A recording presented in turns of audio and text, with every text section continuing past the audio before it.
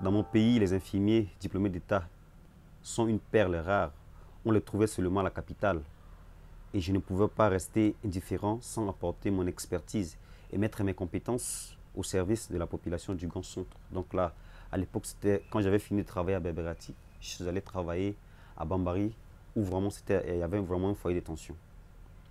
Les besoins étaient vraiment énormes en ce temps. Ma famille et les miens étaient restés à Berberati, là où je travaillais. Et ensuite, je les ai ramenés à la capitale, à Bangui, et voilà, ils sont restés là. Dans le cas de conflit, étant un staff délocalisé, donc on m'a détaché de la capitale pour m'emmener à Bambari, dans le grand centre-ouest.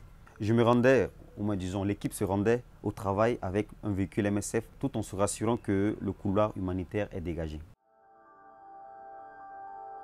D'abord, les couvre-feux empêchaient certains patients de se rendre à l'hôpital la nuit. Seulement si vraiment le cas est grave.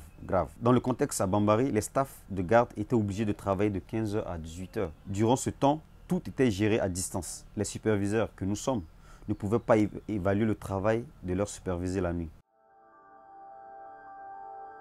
Dans le cas de Bambari, en ce temps, les enfants à la pédiatrie étaient mis deux par deux sur le lit. Vous imaginez tous les risques en termes de prévention et contrôle des infections. Il arrivait parfois à Bambari où, en 2017-2018, où s'il y avait l'afflux des blessés, l'équipe ne pouvait pas quitter l'hôpital et on était obligé de passer la nuit à l'hôpital. Vraiment, ce n'était pas vraiment facile.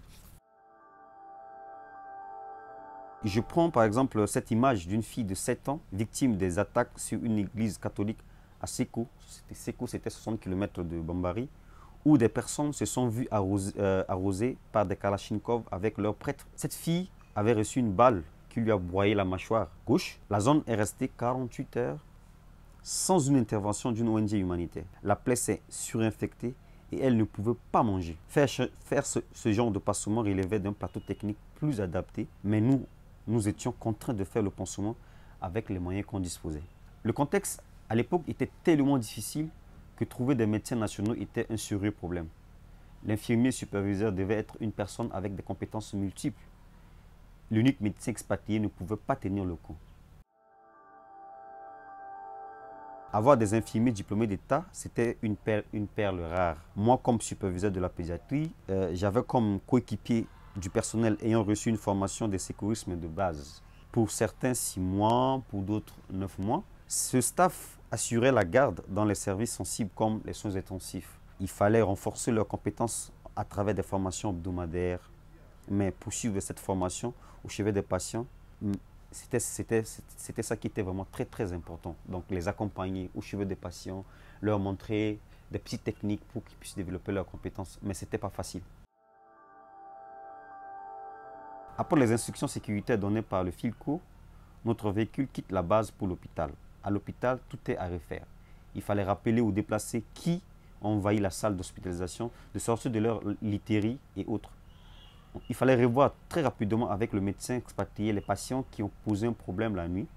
Il fallait revoir le stock des médicaments laissés la veille. Il fallait continuer les nouvelles admissions et préparer le nécessaire pour l'équipe de la nuit. Il fallait également revoir surtout la malle d'urgence parce que dans des pareilles zones de conflit, parfois on pouvait s'attendre à des afflux de blessés. La sécurité, naturellement, dans les temps de conflit, devrait se trouver à l'hôpital, auprès des patients, parce que l'hôpital est une zone neutre. Cependant, force est de constater que des jours, beaucoup de belligérants ne comprennent pas que principe, et c'est vraiment dommage. Alors, pour maintenir la neutralité et l'impartialité, les RECO, les relais communautaires, faisaient un travail en amont dans la communauté. Cela est complété par des affiches dans les hôpitaux et les gardiens également aidaient pour maintenir de l'ordre au sein de l'hôpital. Et nous, en tant que soignants, on continuait toujours ce slogan de MSF. Avec MSF, c'est la neutralité, c'est l'impartialité.